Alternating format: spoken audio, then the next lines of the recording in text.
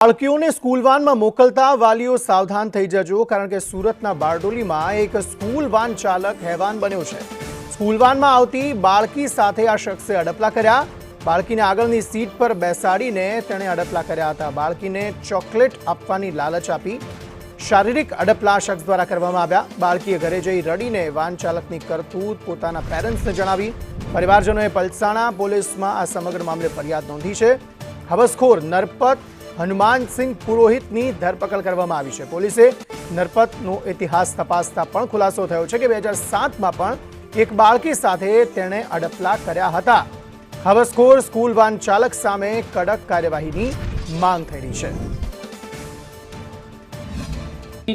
બધા છોકરાઓને અલગ અલગ છોકરાઓને 10 વાગ્યા લઈ જાય, પણ રિટર્નમાં 2 વાગે આ દીકરી એક જ છૂટવાના ટાઈમમાં હોય છે, એટલે એને એકને લઈને આવે। એ દરમિયાનમાં 21 તારીખે આ જે આરોપી છે જેણે આ ગુનો આચર્યો છે, એવો નરપતસિંહ હનુમાનસિંહ પુરોહિત, જે બાળકી સાથે અડપલા કરે છે, બાળકીને ચોકલેટ આપે છે અને પછી છેલ્લે બાળકીના ગુપ્તાંગમાં આંગળી નાખે છે।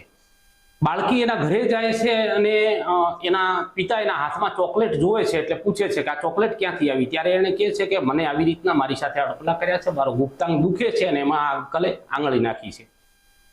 સમગ્ર ઘટના એના મા બાપને જાણ થતા તેઓ બાળકીને તાત્કાલિક દવાખાને લઈ જાય છે। પોલીસને જાણ થતા પોલીસ તાત્કાલિક